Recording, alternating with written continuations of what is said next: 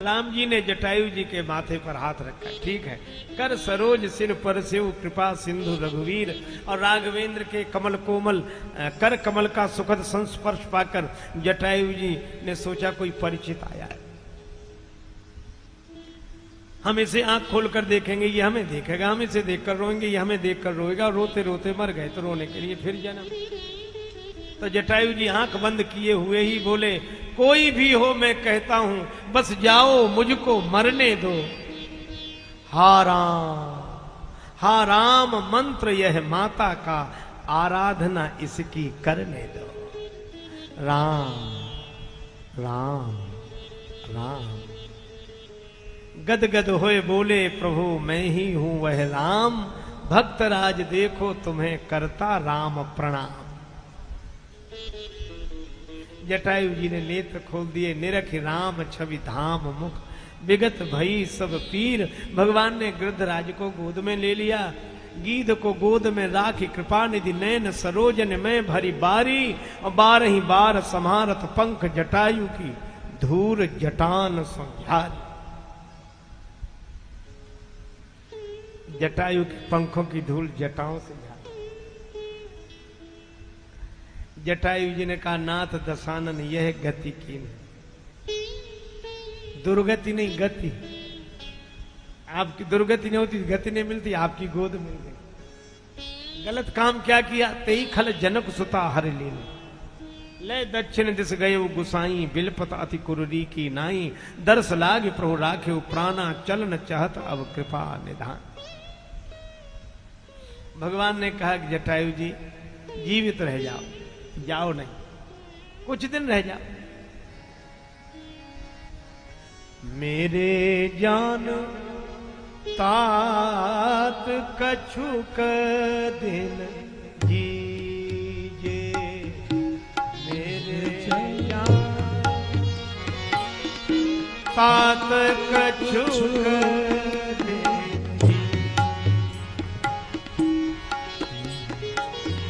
तात कछुक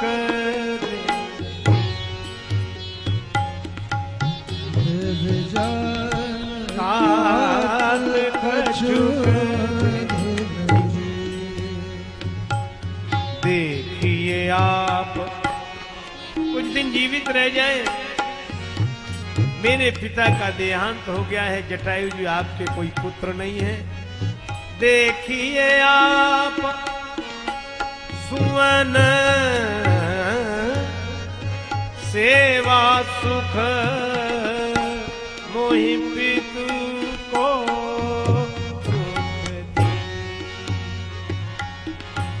मेरे तात कछुक दे।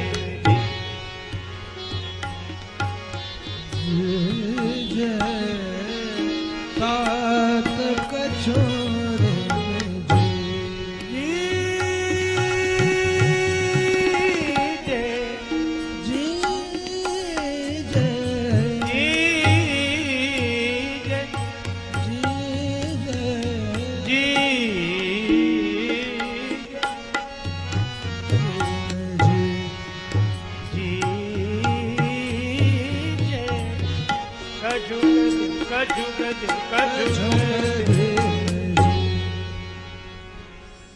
आप रहेंगे तो मुझे पिता का सुख मिलेगा और मैं पुत्र की तरह आपकी सेवा करूंगा, आपको पुत्र का सुख मिलेगा।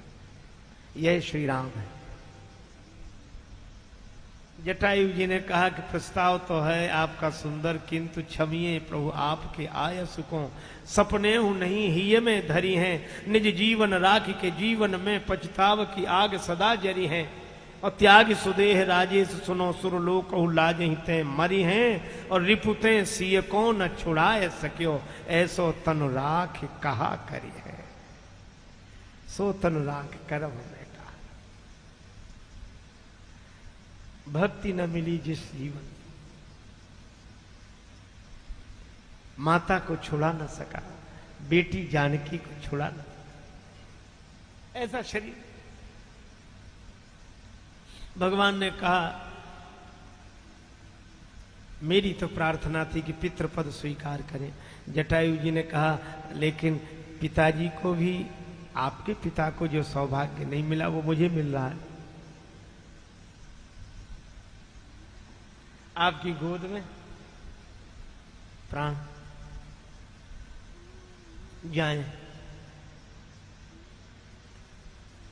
आहा, देखो भव के जो त्रिशूल से ऊपर है, भव के जो त्रिशूल से ऊपर है, प्रभु गोद वही अविनाशी हुई। और रट राम के नाम की ज्योति लगी, वही शंकर मूर्ति प्रकाशी हुई। दृग बिंदु की अंजलि पा रहा था, वही जानवी की जल राशि हुई। अहो धन्य है गीध को दंडक की, वह कंटक भूमि ही काशी हुई। ऐसा अवसर फिर नहीं मिलेगा। मम लोचन गोचर, हाँ? राखों देह नाथ के ही खांगे, सो मम लोचन गोचर आंगे। राखों देह नाथ के ही खांगे। भगवान ने कहा अच्छा जीवित नहीं रहना चाहते तो वरदान मांग लो, कुछ तो मांग लो। मांगो वरदान प्रियतात बिछुरती बार, दैगो सब हार ये राम रुचि तुम्हारी में। वरदान मांगो, ये राम तुम्हारी रुचि में सब कुछ दे देगा। जटायु जी विनोद करते हुए बोले प्रभु देंगे कहा आप, रहा पास क्या तुम्हारे नाथ। देखूं महाराज को विराग भेषधारी में। बैरागी बाबा बने घूम रहे हो, हमें कहां से कुछ दोगे। राम जी ने कहा यह तो मेरी लीला है, पर जानते नहीं हो कौशलेश रमेश हूं मैं, अखिल भुवनेश बैकुंठ को बिहारी में। जटायु जी बोले सो तो ठीक है, लेकिन आप कुछ दे नहीं सकेंगे। कहा क्यों? का गोद ले लिया या गृद्ध को विनीत याते, प्रभु की संपत्ति को भयो हूं अधिकारी में। आपने तो मुझे गोद ले लिया, वो आपका बचा क्या है? सब मेरे।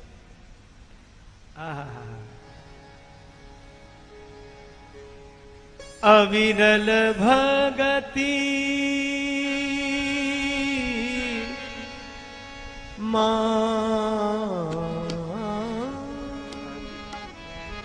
बरा गीध गयम हरिधाम धाम।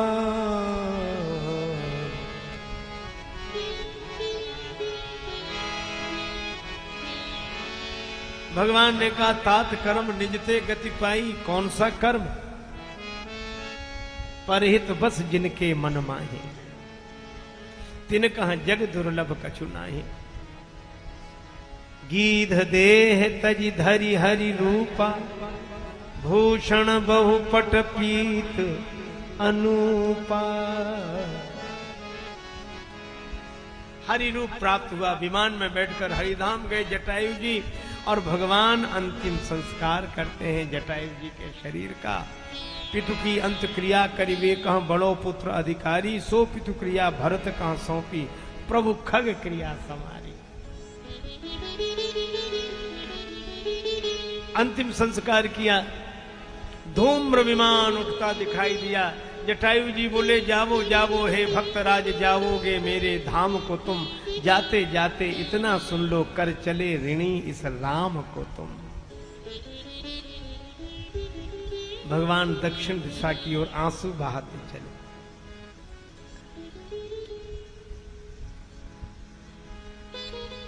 लक्ष्मण जी से कहा पितु की न क्रिया संभली मुझसे, खगनायक ही की क्रिया करें। जटायु जी का अंतिम संस्कार किया। अब श्राद्ध, शास्त्र का नियम है कि कोई इतना असमर्थ हो, धनहीन हो, साधनहीन हो कि श्राद्ध में कुछ न कर सके, तो दक्षिण की ओर मुख करके आंसू ही बहा दे तो श्राद्ध हो जाता है। तो भगवान मानो दक्षिण दिशा की ओर बढ़कर जो आंसू बहाते हुए चल रहे हैं, यही गृद्धराज का श्राद्ध कर रहे हैं। नैन सलिल अनुवाय गीध कह मनहु अरघ जलती। मार्ग में कबंध मिला, उसके सिरे ही नहीं है।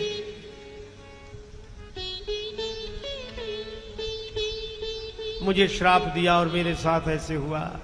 भगवान ने कहा, सुन गंधर्व कहूं मैं तो ही, मोहि न सुहाई ब्रह्म कुल द्रोही। ब्राह्मणों का विरोधी मुझे अच्छा नहीं लगता है। तुम्हारे तो सिर ही नहीं है। हमारे यहां तो वेद मन ब्राह्मणों मुखमासीत, ये ब्राह्मण देवता ही तो है। और कोई इतना भी विरोधी हो कि ब्रह्मांड की तो जाने दो, पिंड तक में ब्राह्मण का प्रतीकात्मक स्वरूप सिर ही जो स्वीकार न करे, इतना विरोधी हो, ये रहे ही नहीं। भगवान ने कहा, सिर के बिना शरीर की कोई शोभा नहीं। बुद्धि में, इस सिर में समझ हो चाहे ना हो, पर तिलक यहीं लगेगा। पूजी विप्रशील गुणहीना, शूद्र न गुणगन ज्ञान प्रवीणा, सापत ताड़त परस कहंता, विप्र पूज्य गावही संता। अच्छा, ये भगवान का निज धर्म, सनातन धर्म, कई निज धर्म ताहि समझावा। लेकिन तुलसीदास जी आगे कहते हैं कि राम जी उदार हैं। अच्छा, यह तुलसीदास जी का वैशिष्ट है कि वे परंपरा का और आप तो महापुरुषों के द्वारा दी गई व्यवस्था दोनों का सम्मान करते हैं। इसलिए मानस में अतिरेक नहीं है, अतिवादिता नहीं है, मानस में व्यवस्था है। और उस व्यवस्था के तहत पक्षपात नहीं है, पर जिसकी जो महिमा है वह कही गई। अब कुछ अलग ढंग से इन पंक्तियों का आशय लेकर कोई तुलसीदास जी को आग्रही समझे, तो तुलसीदास जी महाराज आग्रही नहीं है, उनके भगवान भी आग्रही नहीं है, लेकिन मर्यादा का हनन भी नहीं होने देते। इसीलिए विप्र पूज्य अस गावही संता, पूज्य विप्रशील गुणहीना कहने वाले श्री राम कबंध को उपदेश देने के बाद जाते कहां हैं? तुलसीदास जी एक शब्द का प्रयोग करते हैं, ताह दे गति राम उदारा, शबरी के आश्रम पग धारा। भगवान शबरी जी के आश्रम में गए और अंतर बताया। लक्ष्मण जी से तो कह रहे थे प्रथम ही विप्र चरण अति प्रीति, और शबरी जी से कहा प्रथम भगत संतन कर संगा। क्यों? अरे भगवान लक्ष्मण जी के ढंग से जब उपदेश करते हैं तो लक्ष्मण जी व्यवस्था विधान के अंतर्गत हैं, प्रथम ही विप्र चरण अति प्रीति, और शबरी जी प्रथम भगत संतन कर संगा। तो जो जहां है वहां से उस व्यवस्था का पालन करते हुए तो आगे बढ़े, लेकिन किसी की भी मर्यादा का हनन नहीं होना चाहिए। यही हमारे सनातन धर्म के शाश्वत आदर्श है, मानदंड है। और इसीलिए तुलसीदास जी दोनों को मिलाते हैं, वशिष्ठ जी और निखादराज को मिलाते हैं। आज राम जी शबरी माता के यहाँ आए और वे ही राम जी कहते हैं कि मानव एक भगति कर नाता। इसका बड़ा सुंदर स्वरूप, शबरी माता प्रतीक्षा कर रही है। और शबरी ने कब से प्रतीक्षा की? बालिका की, जन्मजात प्रतिभा, पर शवर जाति में जन्म हुआ। एक तो जाति की समस्या, दूसरे नारी शरीर उसकी समस्या, परिवार में मन न लगे तीसरी समस्या, मन तो भगवान में लगा। भक्ति बीज पलटे नहीं जो जुग जाहि अनंत, ऊंच नीच घर उपजे होए संत का संत। शबरी की मां ने देखा कि इसका तो मन नहीं लगता संसार में, एक ही उपाय है संसारियों के पास, विवाह कर दो। पिता ने कहा ये ठीक है, ताकि मन संसार में लग जाए। भील कुल की परंपरा के अनुरूप संबंध तय हो गया। पशु पक्षी इकट्ठे करके एक मकान में बंद कर दिए गए, इन्हीं का मांस खिलाया जाएगा बारातियों को भोजन में। आज शबरी की मां शबरी का श्रृंगार कर रही है, उलझी हुई जटाएं सुलझा रही है, कंघी चला रही है।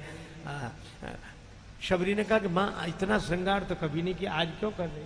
बेटी तेरा विवाह है, उसी के लिए तो ये पशु पक्षी इकट्ठे किए गए जो मकान में बंद है। शबरी ने मां के हाथ से बाल छुड़ा लिए और भागी। छोड़ छोड़ माता मैं मांग ना कढ़ाऊंगी, और जाते जाते उस मकान का दरवाजा खोल दिया। सब पशु पक्षी प्राण बचा के भागे और पशु पक्षियों के हृदय से मानो अंतर्यामी प्रभु ने कहा, पशु पक्षी यह कह रहे थे कि शबरी तुमने हमें मुक्त किया है, भगवान तुम्हें मुक्त करेंगे। तुम्हें शबरी जी वन में आ गई, इस आश्रम में, उस आश्रम में जहां जाए विधान के अनुरूप सब में, एक तो तुम शबरी शवर जाति से हो, दूसरे नारी शरीर हो, आश्रम में स्थान नहीं मिलेगा।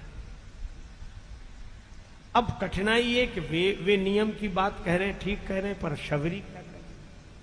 अब रहीम मुश्किल परी कैसे दिवस सिरात, और मीन वियोग न सही सके नीर न पूछे बात। रोती रही, प्रभु मैं क्या करूं?